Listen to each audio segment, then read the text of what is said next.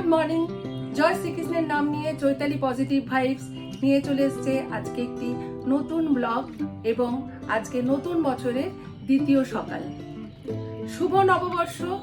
আমার সকল ভিউয়ার্সদের জানাই অনেক অনেক শুভকামনা এবং শুভেচ্ছা। সকল গুরুজনদের জানাই প্রণাম এবং সকল ছোটদের জানাই আমার আন্তরিক ভালোবাসা। আপনারা এইভাবেই আমাকে ভালোবাসা দেবেন। গতকাল পয়লা বৈশাখ ছিল এবং সাথে ছিল অশোক ষষ্ঠী। পরিবারের জন্য ভালো মন্দ কিছু রান্না করে উঠতে পারিনি। আজকে আমি কিছু গেস্টদের আমন্ত্রণ জানিয়েছি এবং প্রথম গেস্ট হচ্ছে আমার বেয়াই বেয়ান, যাদেরকে আপনি আমার প্রথম পুরীর ব্লগে দেখেছেন, যাদের দেখে থাকবেন। আর দ্বিতীয় গেস্ট হচ্ছে আমার পারিবারিক বন্ধু সিদ্ধার্থদা এবং শর্মিষ্ঠা, যাদের সঙ্গে আমি প্রায়ই শান্তিনিকেতন যাই। আমার শান্তিনিকেতন ব্লগেও ওদেরকে আপনারা দেখেছেন। আজকে আমি দুটো রেসিপি শেয়ার করব আপনাদের সাথে। তো চলুন বন্ধুরা, ঘুম থেকে উঠে স্নান করে আমার প্রথম যে কাজটি হয় সেটা হচ্ছে আমার বাড়ির রাধা মাধবের সেবা দেওয়া। তো আমি সেই কাজটা করে নিয়ে তারপরে রান্নাঘরে যাব, আপনাদের সঙ্গে দুটো রেসিপি শেয়ার করব। চলুন বন্ধুরা। এই যে দেখুন বন্ধুরা, আমার বাড়ির সকলের ভালোবাসার জিনিস আমার ভগবান সেবা দেওয়া হয়ে গেছে। রান্নাঘরে এসে গেছি। বাসন্তী পোলাও করবো বলে চালও নিয়ে নিয়েছি আর চিকেনও নিয়ে নিয়েছি। চিকেনের পরিমাণ আছে 2 কিলো 700। কাজু বাদামটা বাটবো আর পোস্তটা বাটাই রয়েছে। কড়াইতে ঘি দিলাম, ঘিয়ের সাথে একটু সাদা তেলও দিয়ে দিলাম। চিকেনটায় আমি গোলমরিচের গুঁড়ো মাখিয়ে রেখেছিলাম। এবার আস্তে আস্তে ঠিক এইভাবে আমি চিকেনটাকে ভাজবো। এরকম ডুবো তেলেই ভাজতে হবে। এদিকে চালটা ভিজিয়ে আমি জল ছড়িয়ে নিয়েছি। তার উপরে আমি মটরশুঁটি দিলাম, কিশমিশ দিলাম, কাজু বাদাম দিলাম, নুন চিনি সব পরিমাণ মতন দিয়ে দিলাম। গরম মশলার গুঁড়ো দিয়েছি, জয়িত্রী জায়ফল তার গুঁড়োও দিয়েছি। এবার জাফরানটাকে আমি দুধে ভেজাবো না, গুঁড়ো দিয়ে দিলাম। এরপর ঘি দিলাম এবং ফুড কালার দিয়ে দিলাম। এবার এটাকে ভালোভাবে মাখিয়ে নিতে হবে। এইটা হচ্ছে সবচেয়ে ইজি প্রসেস। খুব তাড়াতাড়ি রান্না হয় এই বাসন্তী পোলাওটা এইভাবে করলে। জলটা দেখুন মেপে দেব, ঠিক আঙুল মেপে 3 করা, ঠিক যেরকম দেখালাম, তাহলে ঘেঁটে যাবে না জিনিসটা। আর এদিকে চিকেনগুলোও আমার সব ভাজা হয়ে গেছে। কাজু বাদামটা বেটে নিলাম। এবার চিকেন ভাজার যে তেলটা ছিল সেই তেলটার মধ্যে আমি তেজপাতা, শুকনো লঙ্কা দিয়ে দিলাম।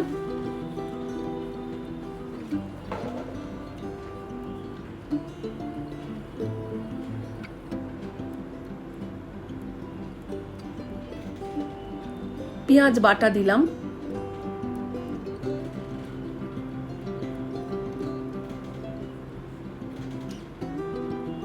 সাথে দিলাম আদা রসুন বাটা। যেহেতু আমার চিকেনের পরিমাণটা অনেকটাই আছে, এবার এইভাবেই নাড়তে হবে যতক্ষণ না কাঁচা গন্ধ তার চলে যায়। এবং ধারে দেখবেন তেল যতক্ষণ না ছাড়বে ততক্ষণ নাড়তে হবে। দেখুন তেল ছেড়ে গেছে। এবার আমি ঘরের মশলাগুলো দিয়ে দিলাম। আমরা যেহেতু ঝাল বেশি খাই সেই জন্য কাশ্মীরি লঙ্কার গুঁড়ি দিলাম বেশি করে। এখানে হলুদটা শুধু ব্যবহার করব না।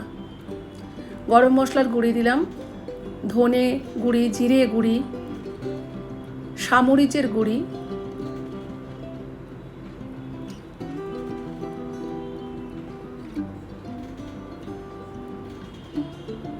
এবার দিলাম টক দই,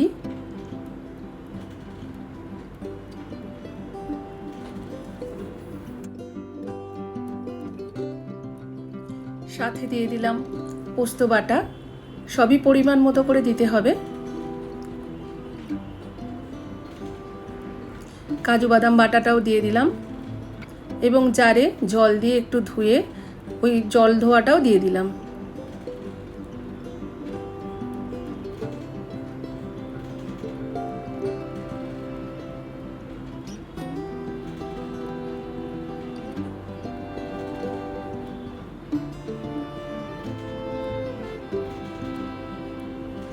পরিমাণ মতো নুন দিলাম। খুব সুন্দর করে নাড়তে হবে।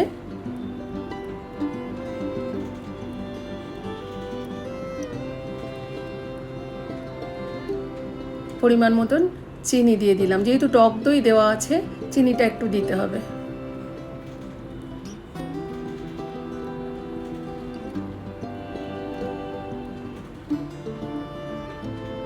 শত শেষে একটু কেওড়া জল দিয়ে দিলাম।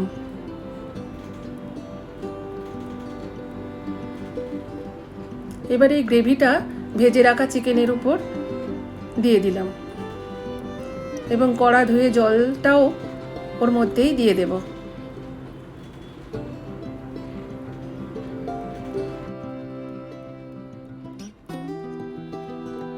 সেদ্ধ হওয়ার মতন জলটা দিতে হবে,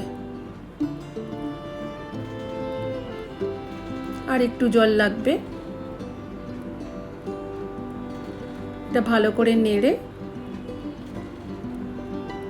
আর একটু জল লাগবে মনে হচ্ছে,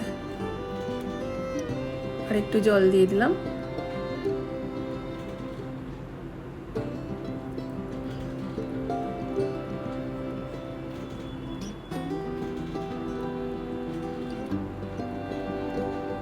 এবার এদিকে দেখুন বাসন্তী পোলাওটাও মোটামুটি ফুটে এসেছে।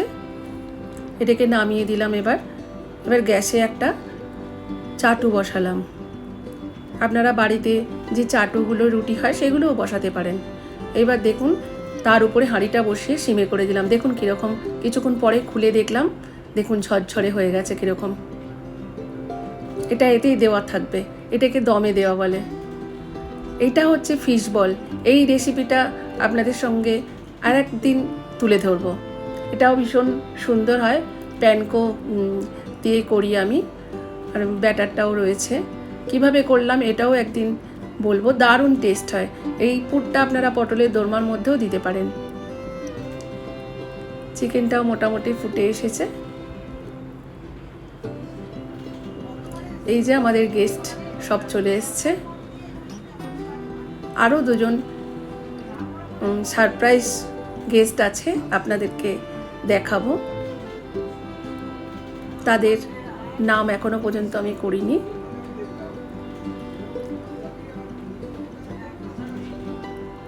এই দেখুন খুব সুন্দর করে ফিশ বলটা আমার গড়া হয়ে গেছে। রান্নাও কমপ্লিট, খেতেও বসিয়ে দিয়েছি।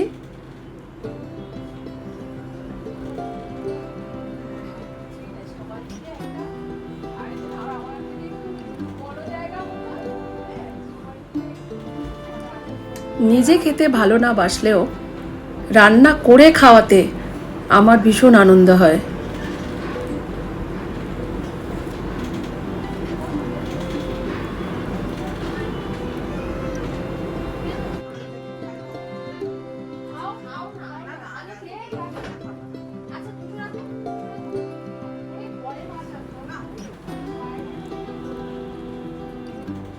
মধুপর্ণাও আমার সঙ্গে তাল মিলিয়ে, হাতে হাত মিলিয়ে কাজ করে গেছে।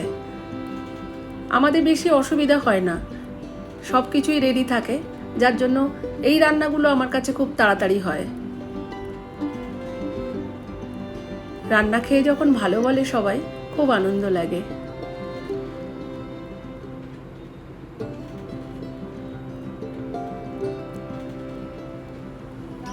এই যে আমরা তিনজন হোস্ট।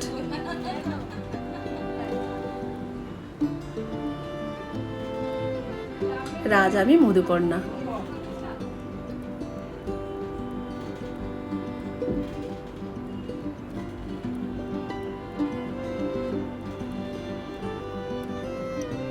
খেতে খেতে গল্প আলোচনা, হাসি হুল্লোড়, এইভাবেই কেটে যাক দিনগুলো, এটাই প্রার্থনা করি। ওই যে এসে গেছে,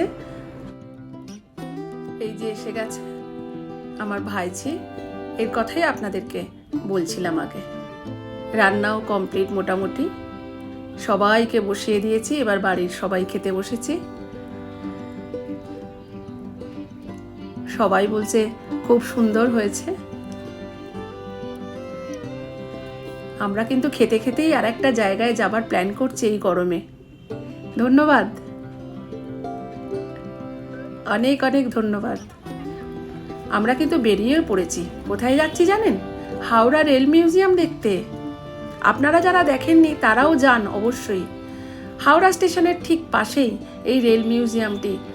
বারবার দেখি, কিন্তু মনের আশা মনেই থেকে যায়, দেখতে যাওয়া হয় না।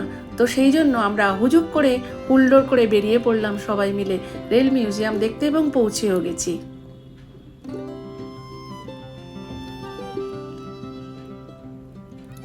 এখানে প্রবেশ মূল্য 30 টাকা করে। আমরা বেরোতে একটু সন্ধেই হয়ে গেল।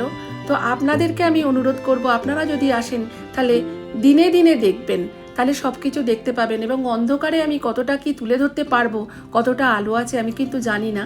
দেখে গিয়ে আপনাদের জন্য কতটা কি তুলে ধরতে পারি। দেখুন কি সুন্দর জায়গাটা। যাদের রেলের প্রতি খুব আগ্রহ তারা অবশ্যই আসবেন এই রেল মিউজিয়ামটি দেখতে। তখনকার দিনের কয়লা ইঞ্জিন দেখুন।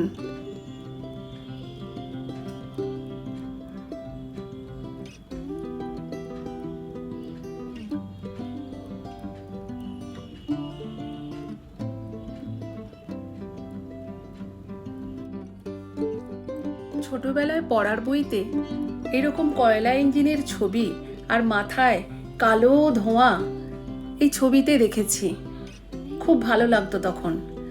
তারপরে যখন আমি রেল লাইনে এই কয়লার ইঞ্জিনটাকে ছুটতে দেখেছি, খুব ভালো লাগতো। বড় করে হর্ন বাজিয়ে আর কুণ্ডলীকৃত ধোঁয়া ছেড়ে ট্রেনটি একটু একটু করে একটা অন্যরকম শব্দ করে এগিয়ে যেত। তার আনন্দ এখন আমি খুব মিস করি সেই আওয়াজটা। আমি দেখলেও আমার পরবর্তী প্রজন্ম কিন্তু এটা দেখেনি, তাই ওদের আগ্রহটা খুবই চোখে পড়ার মতো। ট্রেনের কোচগুলো খুব সুন্দর করে রাখা রয়েছে। তখনকার দিনের ট্রেনের কোচ এটা। এইটি বুঝি প্যান্ট্রিকার হবে হয়তো। এটা একটা sleeper, washroom, first class berth সবই রয়েছে।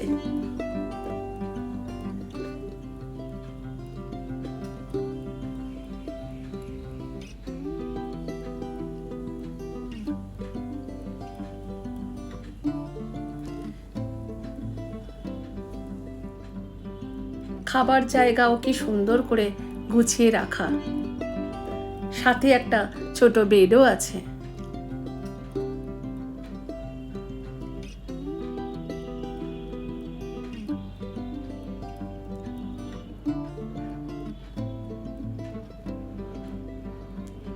এটা মনে হয় তখনকার দিনে কনফারেন্স কোচ ছিল। এখানে ছবিতে আমি জওহরলাল নেহরুর ছবি আছে দেখলাম।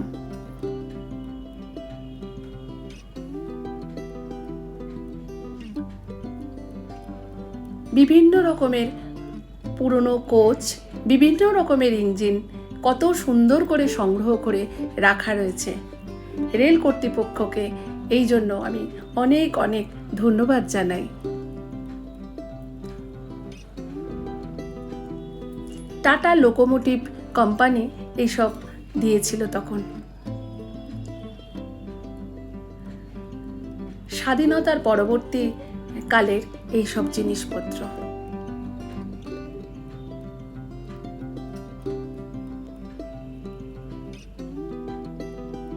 এটা হচ্ছে কাঞ্চনজঙ্ঘা এক্সপ্রেসের ফার্স্ট ক্লাস চেয়ার কার, তার কোচ। কত সুন্দর করে সংরক্ষণ করে রাখা রয়েছে দেখুন। বন্ধুরা, ভালো লাগছে না? আপনাদের যদি এইটার ইন্টারেস্ট থাকে আপনারা অবশ্যই রেল মিউজিয়ামটা ঘুরে যেতে পারেন। আর রথ দেখা কলা বেচার মতো সঙ্গে মা গঙ্গাকে উপলব্ধি করেও যেতে পারেন এবং গঙ্গার ঘাটে আরতিও দর্শন করে যেতে পারেন।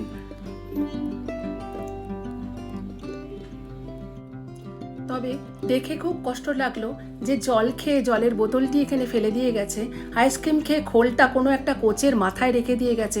এত নোংরা করতে পারলেন কি করে? করবেন না, এটা আমাদেরই তো জিনিস, পরিষ্কার রাখার দায়িত্ব তো আমাদেরই।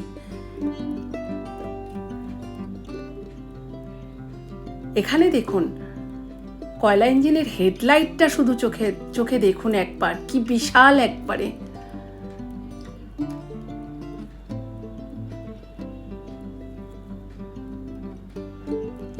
রেলের বিভিন্ন পার্টস দিয়ে এইগুলো করা রয়েছে। আমরা এবার বাইরের চত্বরটা একটু দেখছি। ওখানে একটা পার্ক মতন করা রয়েছে এবং খুব সুন্দর করে সাজানো।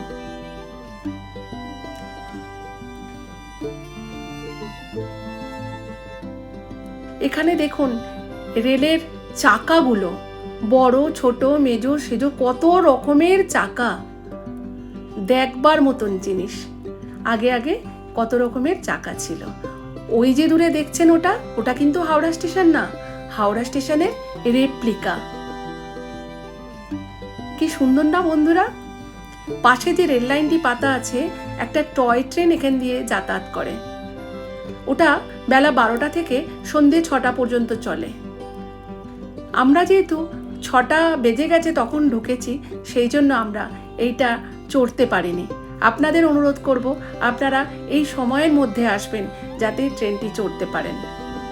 চলুন বন্ধুরা, এর ভেতরে কি আছে দেখি।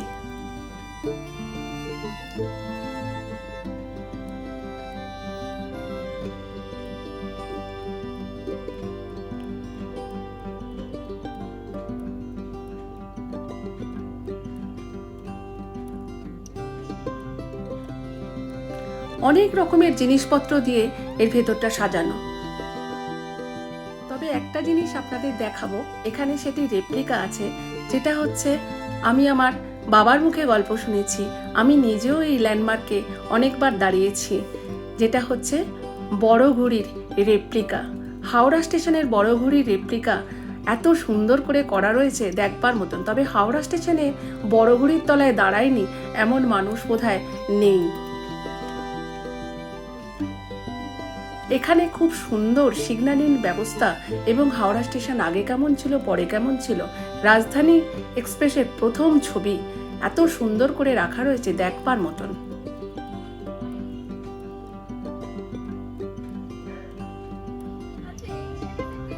এই টয় ট্রেনটার কথাই বন্ধুরা আপনাদেরকে বলছিলাম। 12টা থেকে 6টার মধ্যে আসলে আপনারা এটা অবশ্যই চড়তে পারবেন। আমরা হুজুগে ফ্যামিলি বেরিয়ে পড়েছি সবাই মিলে দল করে। সবাইকে নিয়ে থাকতে জানতে হবে, সবাইকে নিয়ে চলার আনন্দই কিন্তু আলাদা। তবে সব দিক থেকে বলবো একটা পারফেক্ট সন্ধ্যা কাটানোর জায়গা হচ্ছে এই রেল মিউজিয়াম।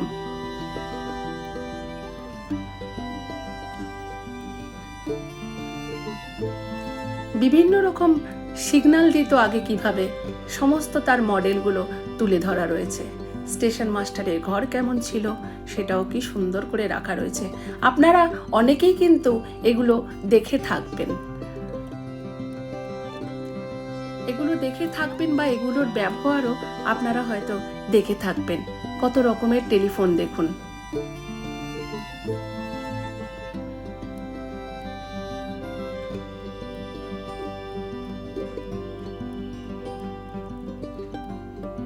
এখানে পাকিস্তান রেলওয়েজের একটা কোচ দেখলাম আছে। রাজধানীর রেপ্লিকা কি সুন্দর করে রাখা রয়েছে দেখুন।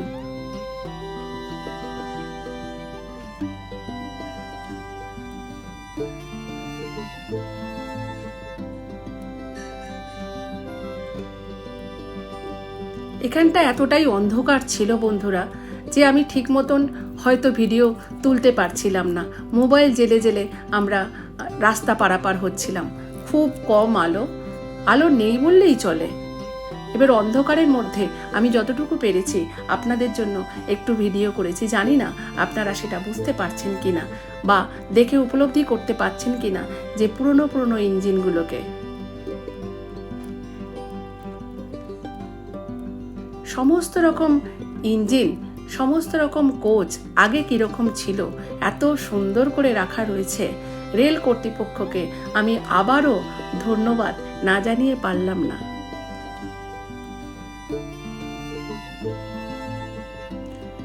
তবে বন্ধুরা এখানে রাস্তাটা এতটাই অপরিষ্কার ছিল, সব বিভিন্ন রকম ফেলেছে, বোতল, জলের বোতল থেকে নোংরা ঠোঙা সব কিছু ফেলা রয়েছে।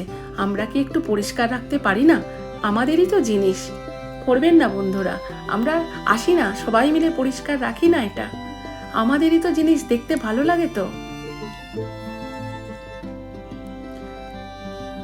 ওগুলো দেখে খুব কষ্ট লাগছিল আমার, যে এত সুন্দর জিনিসের মধ্যেও কার কার মানসিকতা আছে এইগুলো নোংরা করে দিয়ে যায়।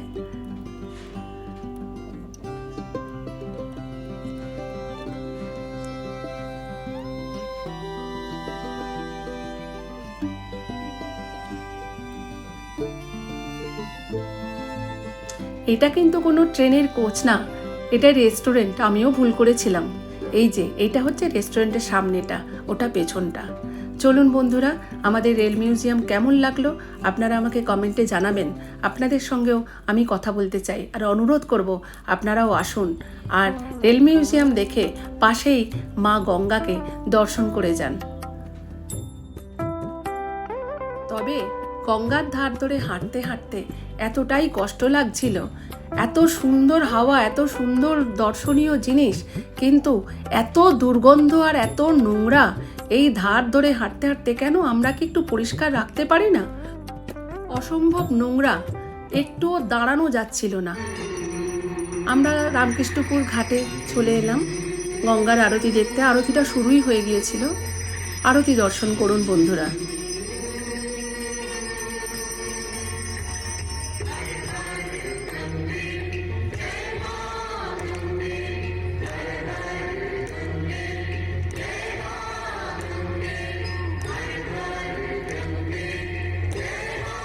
এই আরতিটা রোজই হয়।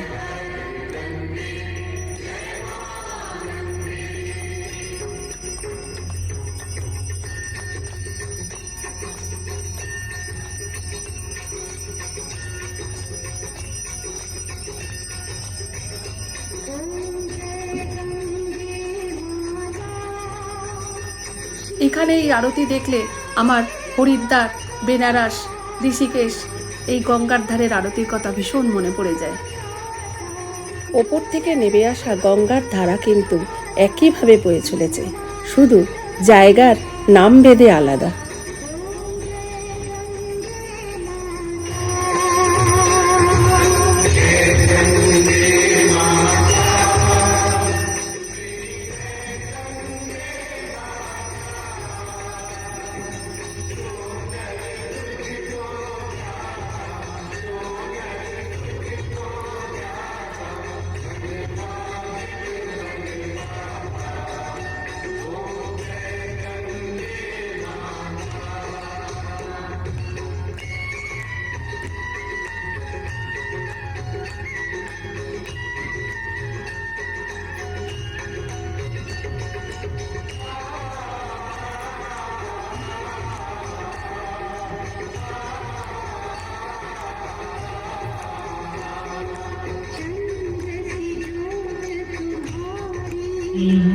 यथा कालोद्भवानि च पुष्पाञ्जलिर्मया दत्त गृहाण परमेश्वरी। চলুন বন্ধুরা, আমরা এবার গঙ্গার ঘাটে একটুখানি বসে গঙ্গা মাকে প্রণাম জানিয়ে আমরা এবার বাড়ির পথ ধরব। ব্লগটা এখানেই শেষ করলাম। আবার দেখা হবে অন্য কোনো ব্লগে, অন্য কোনো জায়গায়। ততক্ষণে আপনারা ভালো থাকবেন, সুস্থ থাকবেন, সাবধানে থাকবেন। হরে হরে গঙ্গে।